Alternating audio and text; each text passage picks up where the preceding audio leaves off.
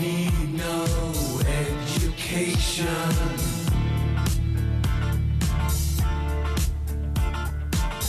Sir, we're actually just exposing the Holocaust that's happening in America. There's no Holocaust happening in America. There actually is. Talk about a Holocaust happening in America. Go into an inner city and talk to the poor and underprivileged. Sir, these are the poor and underprivileged. These are the people that are being murdered. Sir, these are image bearers of God. You can go to hell where they are too. Hey, teacher, leave them kids alone.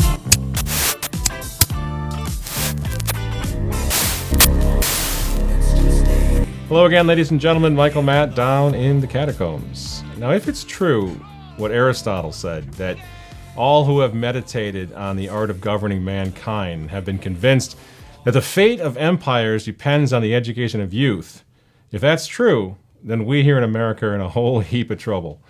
The state of education in America today is beyond crisis, of course. I don't need to remind this audience of that, surely.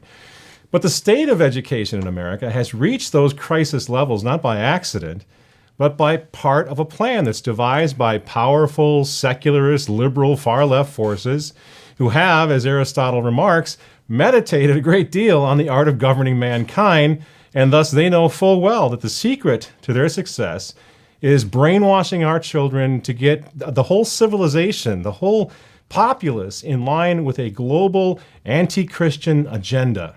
I know how this sounds. It sounds like a conspiracy theory. Well, it is a conspiracy for sure, but it's not a theory anymore. It's becoming more and more evident all the time.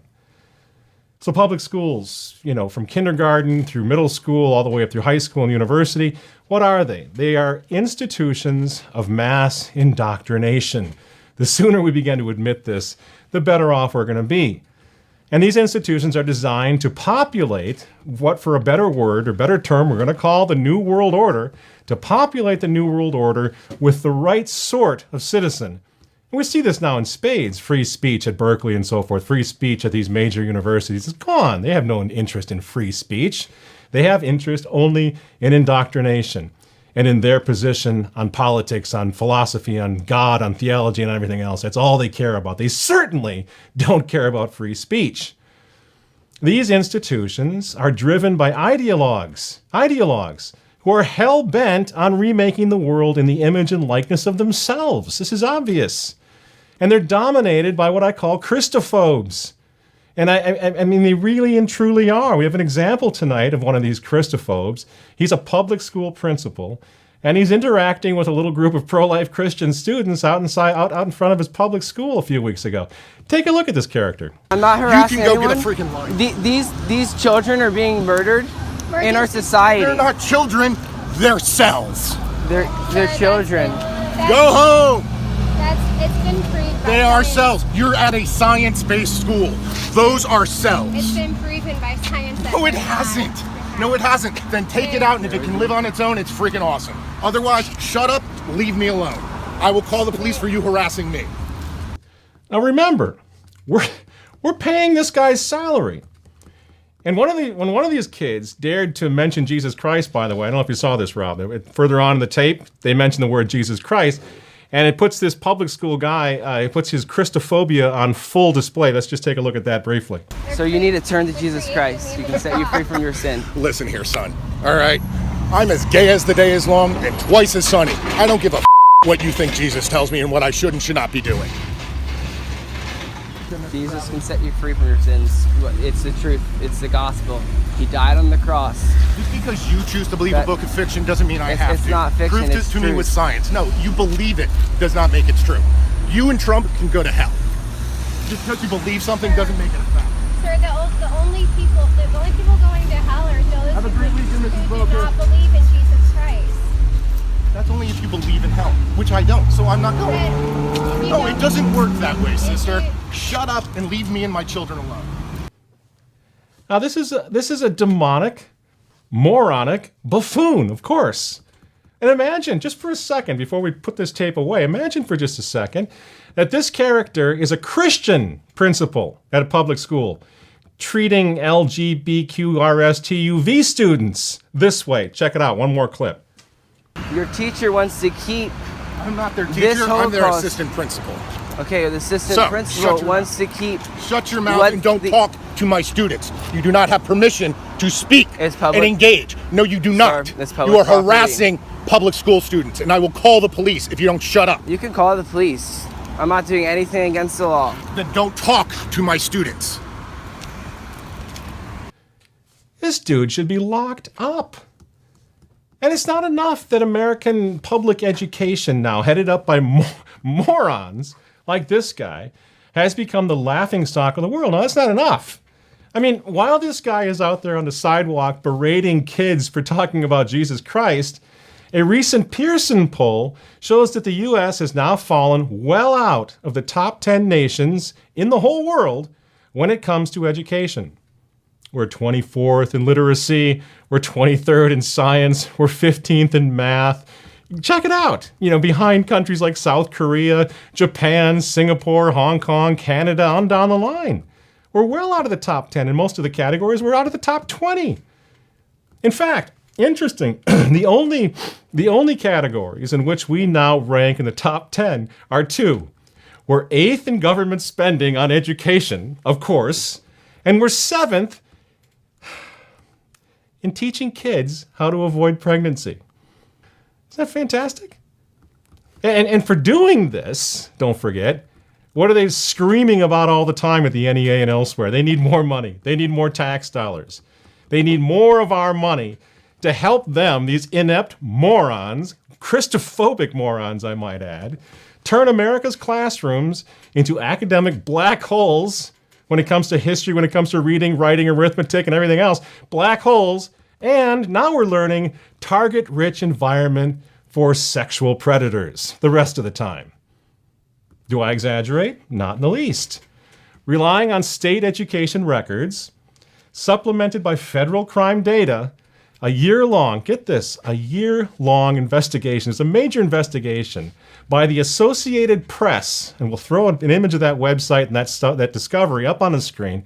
The Associated Press has uncovered roughly 17,000 official reports of sexual assaults by students and on students over a 4-year period from the fall of 2011 to the spring of 2015, 17,000.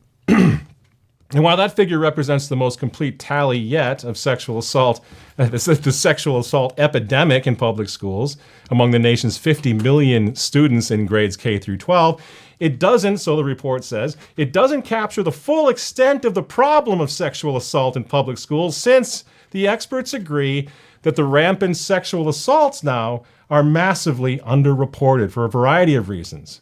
And what is one of the main reasons they're being underreported? Obviously, because they're an indictment of the entire public school system. They are not safe. Kids are not safe in those halls. I'm not just talking about from shootings and beatings and bullying anymore. We're talking about criminal sexual assault. They've lost control of their own classrooms, buses, bathrooms, you name it. They've even lost, and this is the most key point. They've lost the very definition of what sexual assault even is anymore because they're engaging in it all of the time. They've been engaging in it for so long that they don't know the difference anymore. So think for a little thought experiment for a moment. Take my kids, or the children, or Rob's kids, or the children of most of you in this audience. Take the kids, that we all grew up with, the kids that were hanging out with Opie in Mayberry, with Andy, and Barney back in the day, right? Take those kids for a moment, our kids, and put them into the public school classroom of 2017 and see what happens. Where sex education is nonstop, sex jokes are nonstop, homosexual education is mandatory, descriptions of every manner of perversion is routine, even with little kids. Now you take the good kids, the few that are left in the world, or you take the kids from the past, from the 1950s, you put them in that environment, and they're going to be traumatized similarly to how actual victims of physical sexual assault are traumatized. As much of what goes on with sexual assault is mental, psychological assault and damage and trauma that goes on. It's criminal, in other words, what they're doing to kids in classrooms today, even though by today's standards, it's par for the course. You take this little roadshow of public schools, what they're doing, and you bring it back a half century, and these people would be locked up for what they're doing to kids. They're cranking out generation after generation now of American children who are being sexually experimented on and in effect violated from the kindergarten on up. We all know this. These kids are not allowed to be innocent anymore. They're not allowed to be innocent. Their little minds are twisted and prodded and perverted by the adults, by the authority figures in their lives, to such an extent that America's kids are now themselves, even according to this study, this year-long study by the Associated Press, the kids themselves are turning into sexual predators before they graduate from middle school. Nobody knows what's going on. Check out this rather tragically iconic picture of a little girl at a pride parade trying to cover her eyes at the parade. Just check this out for a moment. It's heartbreaking, isn't it? And yet, isn't that what they're doing to kids in public schools now, every day? We hear this from parent groups all across the country. We're trying to pull their kids out from these ridiculous sessions of homosexual and regular heterosexual indoctrination classes and sensitivity training, and the parents are the bad guys, the parents are the homophobes for trying to do something to remove their kids from this dangerous and psychological environment, right? Now the kids, they're reacting to this environment. They're reacting to this systematic abuse by themselves turning into abusers. This isn't according to me. The attacks, the sexual attacks, sexual assaults tracked by the Associated Press investigation ranged from rape to sodomy to forced oral sex to fondling, which, according to the same report by the Associated Press, I repeat again, this is not trad theorizing. According to the Associated Press, these assaults occur everywhere that public school students were left unsupervised. On buses, bathrooms, hallways, locker rooms. The type of school is also immune. It doesn't matter if it's a wealthy suburb or an inner city or a farm town. They checked all that out. It's across the board. And the types of children that are being targeted. There's no specific category that's being targeted. It's just across the board in public schools. Sexual assault. Now, gee, I wonder why CNN isn't leading with this story, this Associated Press report, which just came out last week. Why isn't CNN leading with that on the nightly news? Could it be because this year-long investigation by the Associated Press exposes the total failure of the modern progressivist system of education? You know, the one that replaced Catholic schools and Christian schools and private schools and so forth for the most part, which has so totally let down and destroyed America's kids that they can't even shine the light of truth on what's happening in the hallways of these places. So CNN, of course, is silent on this. Now, mind you, we don't blame the kids for this. It's the system that's messing with the sexual hardwiring of little kids that's to blame. It's the system that tells them that there is no right and wrong anymore, that God doesn't exist. It's the system that's insisting sexual indoctrination of little kids who haven't even developed physically yet, that indoctrination is mandatory for them. Now, the AP's analysis of the federal crime data shows that America's, get this is just, I'll try to clean it up, in fact, in case we have some young folks in our own audience. America's public schools are the number 2 place in our society where kids are being sexually violated and assaulted by the tens of thousands, oftentimes by other children, other students in these places. About 5% of reported attacks involve 5- and 6-year-olds being sexually assaulted. 5- and 6-year-olds. Unwanted fondling is the most common form of sexual assault in middle school. But according to this study, about 1 in 5 of these abused little kids were penetrated in some way at school. This is what's going on in these schools. It's unbelievable. Well, thank God, say the neo-Catholics or the critics of the Catholic Church. Thank God the nuns are gone, right? Because those gals were really bad. I mean, they hit bad little kids with rulers right across the hand. Ouch! Some of them were really, really mean. Maybe even sexually repressed because they were so mean. You know what I have to say to those people who say that about the Catholic nuns? Shut up! please, God, bring back the beautiful nuns of the past. Because we don't have a public school system in America anymore. We've got a nationwide network of federal brainwashing camps set up for minors as young as 5 and 6 years old, all across this country. Where Christian morality is what? Hate speech, right? Where God can't even be mentioned. Where prayer, according to federal law, is illegal. Where every manner of sexual perversion is taught and encouraged.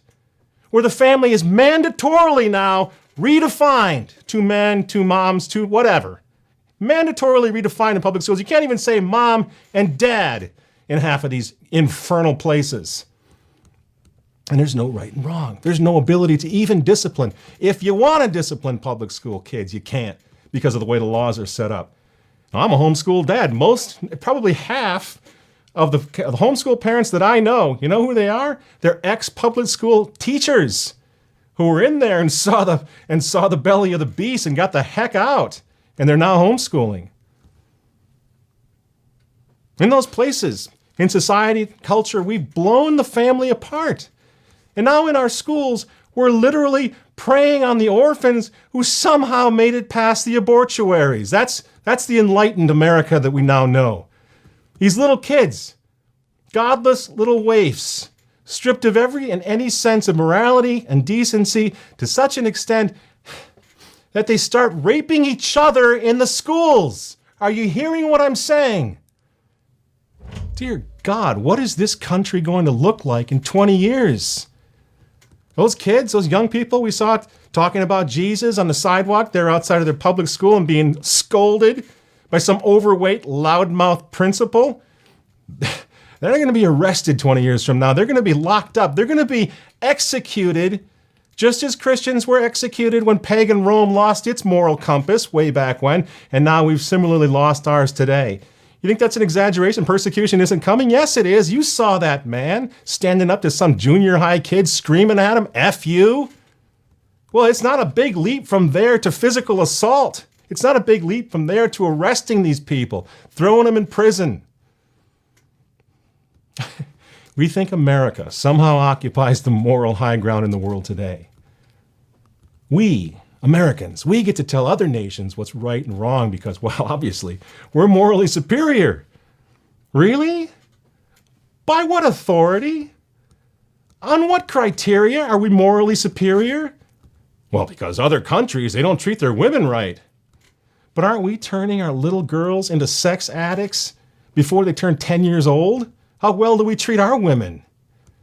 Other countries engage in genital mutilation. But aren't we telling our kids that they're probably going to have to go, Bruce Jenner eventually and cut off their own private parts under a knife if they want to be truly fulfilled in life? Are we really occupying the moral high ground anymore? I don't see it. But I don't be too depressing. Have no fear. America's kids are learning to practice at least one virtue in public schools. It's a new thing, Rob. Have you heard about this? It's a little virtue. Public schools. It's called virtue signaling. Oh, I've heard of that. Virtue signaling. That's when straight kids claim to be gay in order to be in solidarity with gay kids. That's a virtue, they're calling it. It even includes the virtue of experimenting personally in homosexuality in order to develop empathy, in order to be seen as open-minded and against all forms of hate and intolerance. This is the new normal. Because, you see, we live in a progressive society. So we're progressing now. We're finding out about homosexuality because we're so dumbed down when it comes to history. We don't realize how old homosexual acts are. They're as old as human history. But for some reason, now that we're legalizing it and pretending like it's all wonderful and we don't know anything about history, we think it's something new and progressive because we're idiots. Now, our kids in these schools are not learning too much about reading and writing and arithmetic, of course, but they're learning lots about the pressing need to change gender, if need be, for a bunch of us, or to engage in same-sex relations, sexual acts, of course. According to a new Harris poll now, 20% of millennials, those poor creatures, 20% of millennials say that they are now LGBTQ. 20%. You know how big that figure is? And 12% of millennials are either, I don't know all these words, I'll battle through, they're either transgender or gender nonconforming, okay? Maybe you can help me out, Rob. You're a younger man. I don't know what they're talking about. But here's what the study shows. Of all generations, millennials are now the least likely to say that they're straight. And millennials are reporting numerous gender identities. And here's where I get really confused. 3% of millennials say that they are agender, one word. 3% gender fluid. You're not helping me out, Rob. I don't think you know what that is either.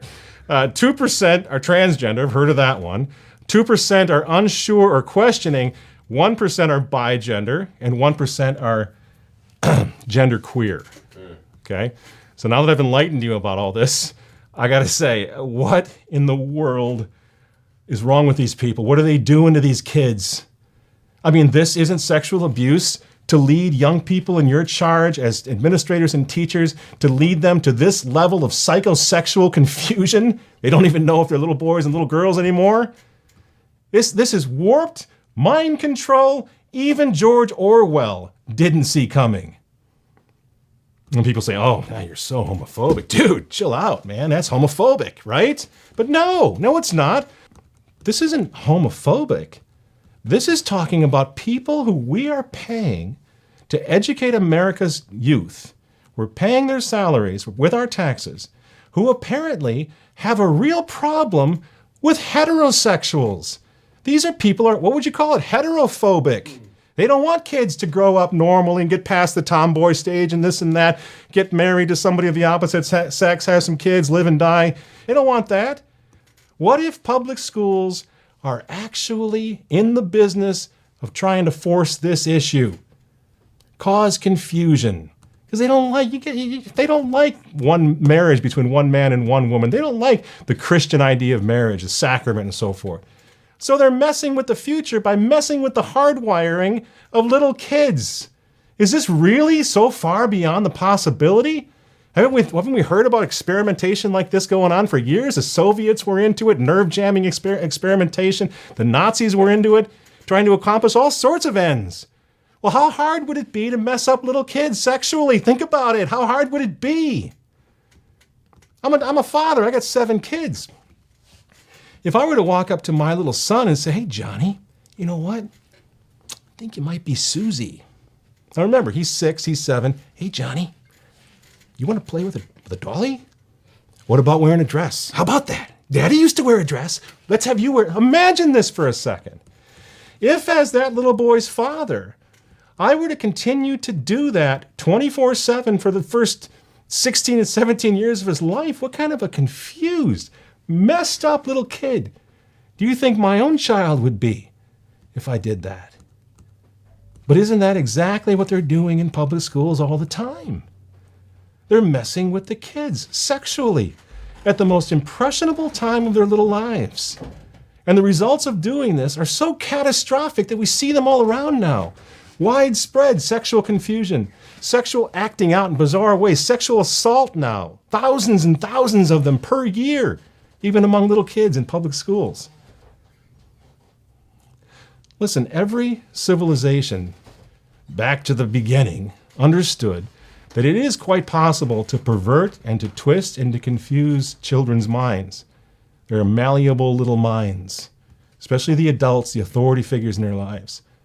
This is why children are so protected, even in our own society. For the most part, if they stay out of public schools, they're protected, which is why children can't be tried as adults in criminal courts, for example.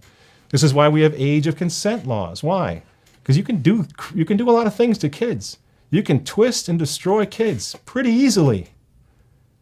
And it's just so sad. I mean, you remember what it was like when we were kids growing up not that long ago? Life was what? Life was all about having fun. It's about being a kid, pulling pranks, family vacation, friends, sports, going to church, getting a driver's license a little older when you're a little older, asking a girl out on a date. Do you remember all that? Coming of age, the innocence. People weren't babbling about sex all the time. They weren't trying to pervert us, remember? But now millions of our kids today, they can't have any of that. They're not being allowed to live that way and to come of age and all the beauty that happens as innocence is protected and preserved, and eventually they figure out what's going on with the birds and the bees and all of that. They can't have that. Little kindergartners aren't even allowed to have that. They're all messed up because they're being inundated with the most ghoulish and perverse indoctrination in the history of the world when it comes to little kids, whether it's from pop culture or whether it's in public schools, until they're so obsessed with sexuality they begin to wonder if maybe they need to change their gender. Maybe they need to go under the knife. Maybe they need to experiment with all the sordid sort of things that, yes, go back to the beginning of civilization in terms of perversity. They need to experiment with that stuff, once cited, by the way, as obvious indicators that a given culture had lost its moral compass completely and was on the verge of collapse under its own rotten weight. What historians call, one given civilization's institutionalized moral depravity, we in America now call progressive. We are the most progressive society in the world, staring at our navels, fixated on our private parts, addicted to sex. Yeah, we're progressive. Again, this isn't rad trad propaganda. The findings of the study I'm referencing here appeared just last week on MSN.com. At the end of the article, there's a little subhead. What are parents to do in cases of student sex attack in public schools? And this includes the usual, report the abuse to someone in authority, such as the district Title IX coordinator, or a principal or an assistant principal, no doubt like that little chubby guy we saw earlier screaming at the kids in the video. That'll probably do it. But then, here's the good news, incredibly, this list of Associated Press recommendations for parents of public school kids recommends, quote, get a court order so the accused attackers can no longer have contact with your child, or get academic tutoring, or, wait for it, astonishingly, homeschool your children. Even the Associated Press is recommending homeschooling. So out of control are the public schools in this country. So homeschooling is up and coming. In 1973, there were 13,000 homeschooled kids in America. 13,000, that isn't much. And most of them were probably hitting the deck of the van every time the policeman went by because it wasn't fully legal in all the states. 13,000 in 73. Today, there are millions. I can see Rob's flagging me that we're out of time, and we really want to do a show one of these days specifically on homeschooling. There's so much to say. There's so much that's happening and developing. My wife and I have educated our 7 kids at home from the very start, 15 years ago, including right on through high school. High school. Don't bail on high school. That's where it's really crucial that you find a way to homeschool your kids after putting 8 years in. Don't give up for the last 4. I really can't recommend homeschooling strong enough. And when we started, we didn't even want to do it. We're not teachers. I don't know how this is going to happen. But it worked. Homeschooling has gone high tech. It's pro-family, and in my opinion, it's the future of education. There are top-notch now online schools, high-tech online schools all over the place. Most of them are Christian-based. Some of them aren't. Lots of people are homeschooling for a variety of reasons, some of which we talked about tonight. You don't have to be a Christian or a far-right winger to want to get out of that system. And by the way, there's a cottage industry of homeschool tutors now, making a living in homeschool communities, just tutoring homeschool kids. There are all sorts of options, in other words. Colleges are recruiting homeschool students and offering them nice scholarships. There's PSEO programs. There are sports options, even in the public system, that you can make use of. When people say, well, yeah, I know, but how do you socialize them? Really? Really? Are you still into that? How do you socialize them? It certainly isn't by sexual assault, I hope. That's just a myth. Just move on from that. My 2 oldest kids, my wife's going to kill me for bringing my kids into this, but I can only use my example. My 2 oldest kids are thriving at a small conservative Catholic university out on the East Coast. My eldest is 19. She's completely committed to the traditional Catholicism, never attends the new Mass. And it's the same with my son, who's also at university, playing tennis for the tennis team, doing a great job. Neither one of these kids ever went through the rebellious stage. None of my kids ever turned on me. My daughters don't show up with miniskirts up to their bottoms. Never happened. None of my kids are going through that. And yours won't either. And you know what? The 2 college kids, and I'll cut off here because I know I'm way long, my apologies. The 2 college kids are coming home in a few weeks now for the summer break, and I can't wait, and neither can they. We're best friends. It's like it used to be. In the old days, I mentioned Opie Taylor a few minutes ago. You think Opie was rebelling against Andy one time he turned 15, 16 years old? You don't tell me what to do, Andy. You know, do you think that was going on back then? No. So I'm not talking about something that we've come up with. This, again, is part of traditionalism. People going back to the way it used to work when our world was sane, and it works. So yeah, it's a lot of work to homeschool, but man, is it worth it? And most importantly, homeschooling keeps the family together in an age when the family is under total attack. So we'll get into that down here in the catacombs sometime soon. By the way, speaking of the catacombs, thank you so much to all of those who are helping us keep the little lights on. The torch went out, by the way, because we need to find more fuel for that. But thank you for all the support, financial support that you've given us. We got a lot of good stuff coming up, including live streaming, which we're working on right now, which will mean more guests down here, call-in programs so we can hear from you a little bit, and all of that. So it's all in the works. We just need a little help. So please help us do that. Help us do our little part here down in the catacombs to see to it that the Catholic alternative media has a voice in our society for years and years to come. As the man said, we've not yet begun to fight, but to be honest, we need a little help. So please check out the icon above there and give us a hand. I'm Michael Matt for Remnant TV. Keep the old faith, and we'll see you next week.